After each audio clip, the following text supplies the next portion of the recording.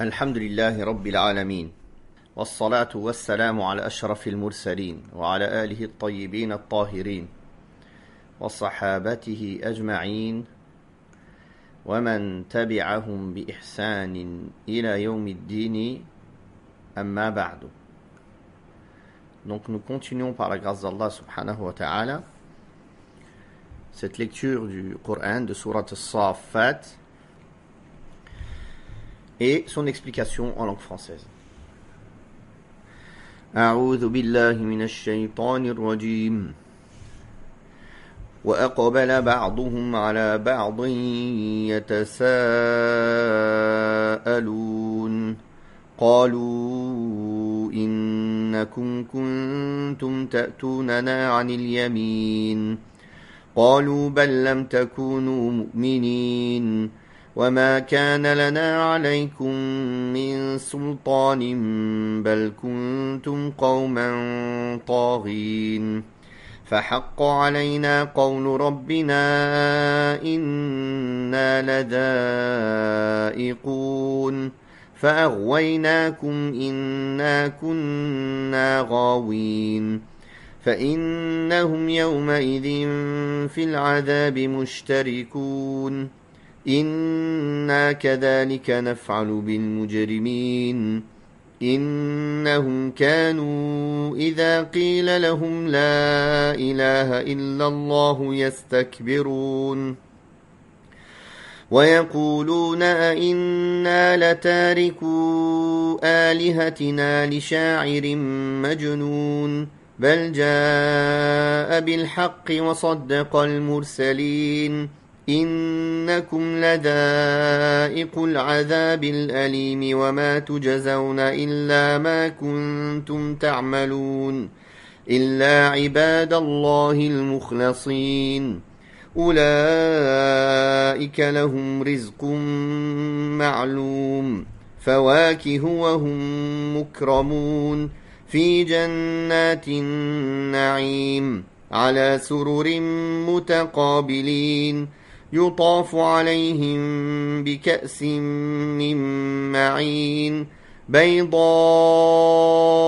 لذة للشاربين لا فيها غول ولا هم عنها ينزفون وعندهم قاصرات الطرف عين كأنهن بيض مكنون فأقبل بعضهم على بعض يتساءلون قال قائل منهم إني كان لي قرين يقول أئنك لمن المصدقين أئذا متنا وكنا ترابا وعظاما أئنا لمدينون قال هل أنتم مطلعون فاطلع فرآه في سواء الجحيم قال تالله إن كدت لتردين ولولا نعمة ربي لكنت من المحضرين أفما نحن بميتين إلا موتتنا الأولى وما نحن بمعذبين إن هذا لهو الفوز العظيم لمثل هذا فليعمل العاملون. Donc nous avons lu du verset 27 au verset 61 de la sourate. Allah tabaraka wa ta'ala dit dans le sens du verset 27: se tournant les uns vers les autres, ils s'invectiveront. Les suiveurs diront: vous nous avez contraints à la mécréance. Les meneurs répondront: vous n'étiez plutôt pas croyants. Nous ne disposons d'aucune preuve, et c'est vous qui étiez transgresseurs. La sentence de notre Seigneur s'est réalisée contre nous, et nous allons goûter au châtiment. Nous vous avons fourvoyés, car nous étions nous-mêmes égarés. En ce jour, ils seront tous associés dans le châtiment. C'est ainsi que nous traitons les criminels. Lorsqu'on leur disait « Dites, point de divinité digne d'adoration en dehors d'Allah », ils refusaient par orgueil et rétorquaient « Allons-nous abandonner nos divinités pour un poète fou ?» Bien au contraire, il apporte la vérité et confirme les messagers précédents.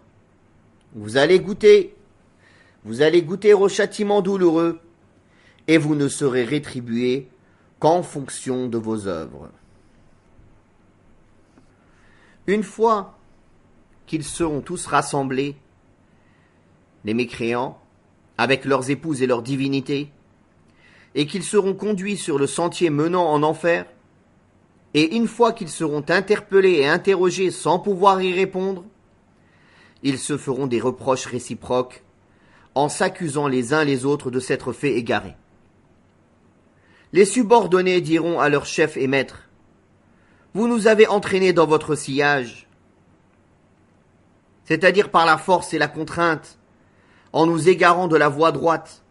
Sans vous, nous aurions été croyants. » Ce n'est pas vrai, leur rétorqueront leurs chefs. Vous n'avez jamais été croyants. Vous avez toujours été associâtres et polythéistes, comme nous l'avons été. Qu'est-ce qui vous a donné des faveurs sur nous? Et que pouvez-vous nous reprocher, puisque nous n'avons exercé aucune contrainte sur vous?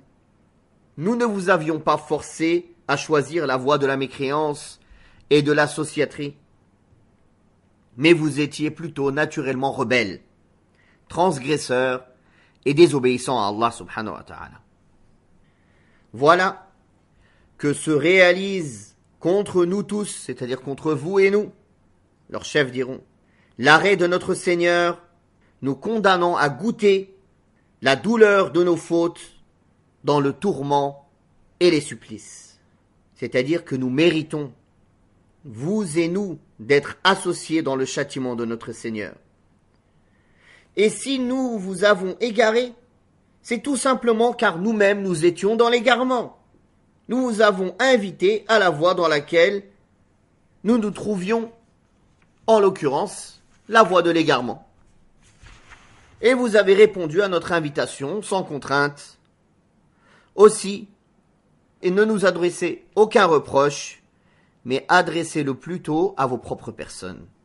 C'est pour ça qu'Allah tabaraka wa ta'ala a dit dans le sens que c'est ainsi que les mécréants et les démons seront tous ce jour-là, le jour de la résurrection, associés dans les tourments et la douleur. Même si leur châtiment variera en fonction de leurs crimes, de même qu'ils furent associés de leur vivant dans la mécréance, dans l'associaterie, dans le polythéisme, dans le mal, ils seront associés dans l'au-delà, dans la rétribution du châtiment de l'enfer. C'est pour cela qu'il a dit, subhanahu wa ta'ala, dans le sens, et c'est ainsi en vérité que nous traitons les criminels, ou que nous traiterons les criminels. Ensuite, il rappela que leurs crimes avaient dépassé toutes les limites, en disant que quand on leur disait de dire « il n'y a nul Dieu digne d'être adoré en dehors d'Allah », quand on les invitait à attester cette unicité et à abandonner l'adoration de tout ce qui est en dehors d'Allah, ils s'enflaient d'orgueil devant cette vérité. Et ils s'enflaient d'orgueil devant celui qui les prêchait à cette vérité. Et ils rétorquaient, par opposition, « Quoi, allons-nous abandonner nos divinités, nos croyances, ces divinités que nous n'avons jamais cessé d'adorer, ni nous, ni nos pères, pour suivre un poète en plein délire ?» Ils ont traité le prophète Mohammed sallallahu alayhi wa sallam d'être un poète en plein délire. Il ne leur a pas suffi, puisse Allah les enlaidir, de s'opposer au prophète Mohammed sallallahu alayhi wa sallam et de refuser de le suivre. Mais ils ont été jusqu'à oser le traiter de poète en délire, alors qu'ils savaient qu'ils n'avaient aucune connaissance ni de la poésie ni des poètes, et qu'ils n'avaient aucune caractéristique propre aux poètes, qui sont des menteurs, mais qu'il était plutôt le plus sage des hommes et le plus judicieux dans ses opinions et dans ses avis. C'est pour cela qu'Allah tabaraka wa ta'ala a répondu en infirmant leurs assertions. Bien au contraire, le prophète Mohammed sallallahu alayhi wa sallam est venu avec la vérité. Sa venue est véridique.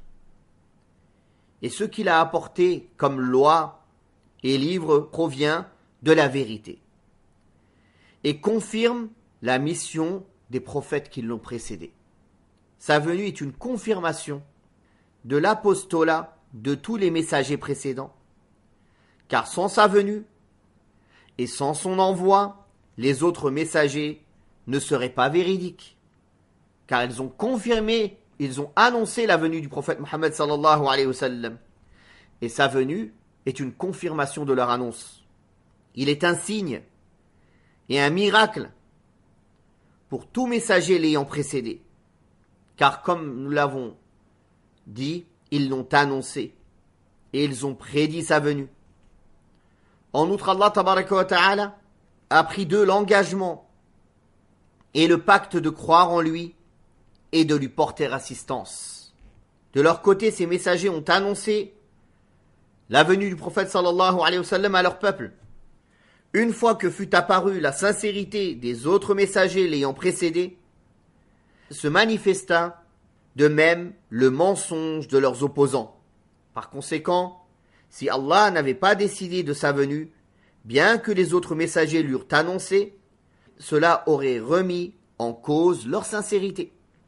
Par ailleurs, lui-même a attesté de la sincérité des autres messagers, en apportant ce qu'ils ont apporté et en prêchant à ceux à quoi ils ont prêché, l'unicité d'Allah tabaraka wa ta'ala. Il a cru en eux et a confirmé la véracité de leur message, de leur prophétie et de leur loi.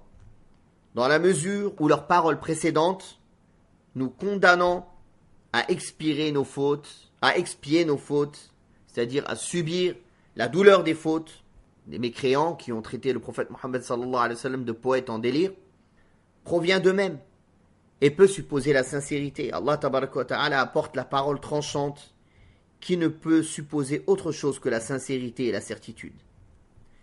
Il s'agit de l'information provenant de lui et qui dit « Vous serez certes tous exposés à un douloureux châtiment », c'est-à-dire les chefs et les suiveurs parmi les mécréants.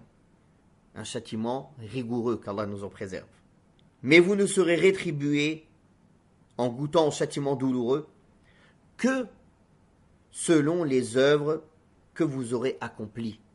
C'est-à-dire que nous n'avons pas été injustes à votre égard, mais nous avons agi avec justice envers vous.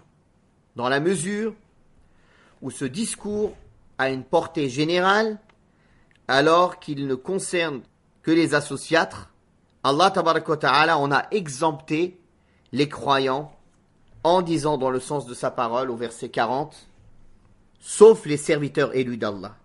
Quant aux serviteurs élus d'Allah, ils obtiendront une rétribution connue, des fruits en abondance, et ils seront honorés. Dans les jardins de la félicité, se faisant face sur des divans somptueux, on fera circuler entre eux des coupes remplies à une source, d'un vin d'une blancheur éclatante et délicieux à boire, ne provoquant ni indisposition ni ivresse. Auprès d'eux se trouveront des femmes aux grands yeux et aux regards chastes, semblables à un œuf protégé. Se tournant les uns vers les autres, ils s'interrogeront. L'un d'eux dira, « J'avais un compagnon qui me disait, « Es-tu de ceux qui croient que lorsque nous mourrons et que nous serons poussière et ossements, nous aurons à rendre des comptes? Voulez-vous l'observer d'en haut ?» Il regardera alors et le verra au milieu de la fournaise. Il lui dira, « Par Allah, tu as bien failli causer ma perte. Sans la grâce de mon Seigneur, j'aurais été de ceux qu'on expose au châtiment.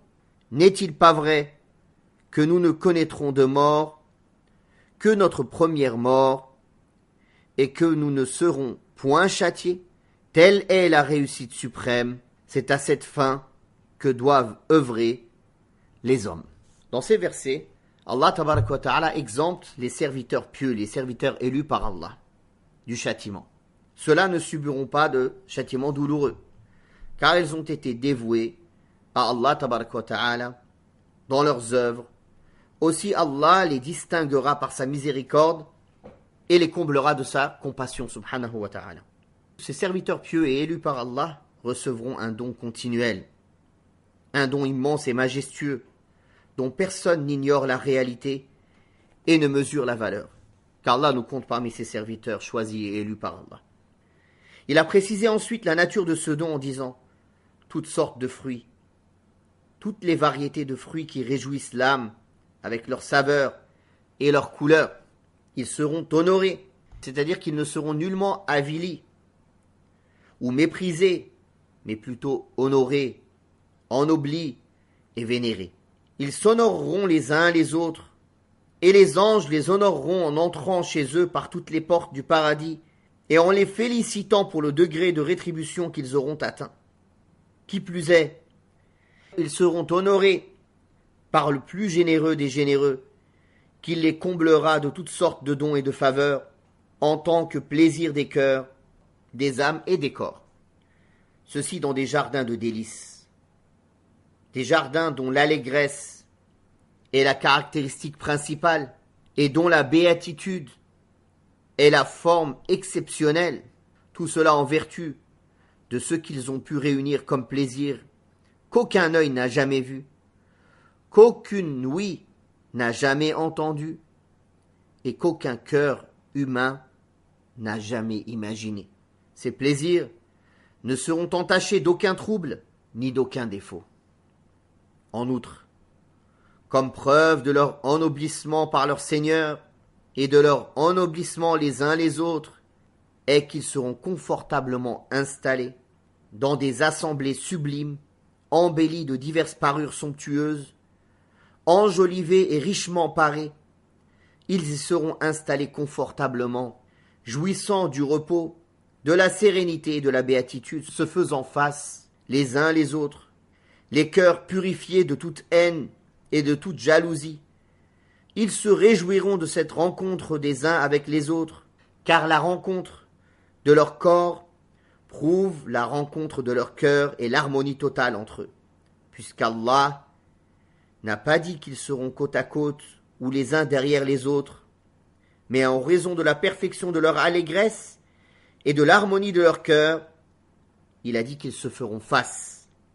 On fera circuler entre eux, dans des coupes, une liqueur, des garçons, des enfants éternels, voués à leur service, leur offriront des boissons exquises, dans des coupes merveilleuses, faites pour servir du nectar pur cacheté avec du musc. Il s'agit d'un vin différent à tout point de vue du vin terrestre. Sa couleur est limpide, parmi les plus belles des couleurs, et sa saveur est exquise. C'est-à-dire que celui qui la boira se délectera de son goût exquis au moment de la boire et après. En outre, elle n'est pas enivrante et ne fait pas perdre la raison. Après avoir parlé de leur nourriture, de leurs boissons et de leurs assemblées, ainsi que de l'ensemble de leur béatitude, dans ces détails, et qui est concerné par sa parole, les jardins des délices, il a parlé de leurs épouses, en disant, ils auront auprès d'eux des épouses aux grands yeux. Les élus du paradis auront avec eux de belles houris, aux formes parfaites et aux grands yeux. Ces épouses seront éprises de leur seul époux et ne désireront personne en dehors d'eux, en raison de la beauté et de la perfection de leur époux. Elles ne demanderont rien d'autre dans le paradis à part eux, et n'aspireront à vivre qu'avec eux. Il en sera de même pour leurs époux, en raison de la beauté exceptionnelle et de la perfection de ces épouses, qui les amène à ne penser qu'à elles et à ne désirer qu'elles. Tout cela démontre la beauté des hommes et des femmes dans le paradis, ainsi que l'amour des uns pour les autres, un amour qui les empêche d'aller chercher ailleurs ou de désirer autrui, avec la grande chasteté qui les caractérisera tous. En outre, il n'y aura entre eux ni jalousie, ni animosité, ni rivalité, car toutes les causes de ces maux auront disparu. Ces femmes, d'une beauté et d'un charme envoûtant, et au teint d'une blancheur immaculée, en raison de leur beauté et de leur pureté. Puis, les gens du paradis, en se tournant les uns vers les autres, se poseront des questions, et l'un d'eux racontera « J'avais un compagnon qui me disait « Es-tu de ceux qui croient à la résurrection ?» Après qu'Allah tabaraka wa ta'ala ait parlé de la félicité qui attend les élus du paradis, ainsi que leur bonheur parfait à travers la nourriture, les boissons, les belles épouses et les assemblées sublimes, Allah Ta'ala ajoute que les élus du paradis converseront entre eux et se rappelleront les choses de ce dunya, les choses passées. L'un d'eux leur dira « J'avais un compagnon dans le bas monde qui niait la résurrection, qui était mécréant et qui me reprochait d'y croire, qui me disait « Es-tu de ceux qui croient à la résurrection ? Crois-tu que une fois mort et réduit à des ossements et à de la poussière, nous aurons des comptes à rendre ?» C'est-à-dire, il mettait en doute que nous serons jugés pour nos actes. Comment peux-tu croire à cette chose lointaine et étonnante ? À savoir qu'une fois mort et devenu des ossements et de la poussière, nous serons ressuscités pour revenir à la vie et rendre des comptes pour nos actes et être rétribués en conséquence. Cet élu du paradis dira à ses frères « Tel est mon récit avec mon compagnon. Je suis resté croyant alors que lui a persisté dans sa mécréance et son rejet de la réalité et de la résurrection, jusqu'à ce que nous soyons morts, puis ressuscités. Je suis arrivé donc à cette félicité que vous voyez et qui fut promise par les prophètes, alors que lui doit se trouver en enfer. Voudriez-vous, proposera-t-il, jeter un regard d'en haut pour voir de visu le sort qu'il a mérité et pour que notre joie et notre allégresse soient encore plus grandes en voyant l'état dans lequel nous sommes? Il est évident que d'après la situation des élus du paradis et leur allégresse et leur convivialité les uns vis-à-vis des autres, ils ont bien fait ce qui leur a été demandé et sont allés voir où se trouve son compagnon. En apercevant son compagnon au fond de l'enfer, en le voyant livré au châtiment, il lui dira, à titre de reproche, et en remerciant Allah tabaraka wa ta'ala pour lui avoir épargné ce châtiment, « Par Allah, tu as bien failli m'égarer et causer ma perte. Tu as bien failli me faire perdre la raison, me mettre des doutes sur ma foi.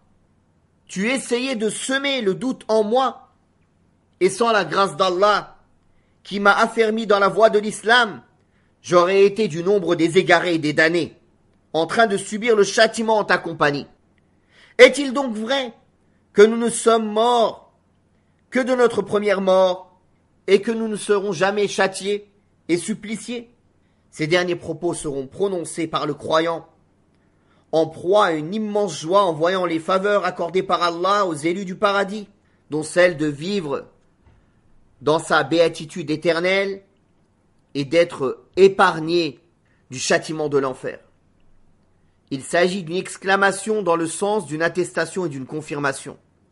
C'est-à-dire qu'il dira à son compagnon, « Ne prétendais-tu pas qu'il n'y aurait pour nous que la première mort et qu'il n'y aurait après ni résurrection ni châtiment ?»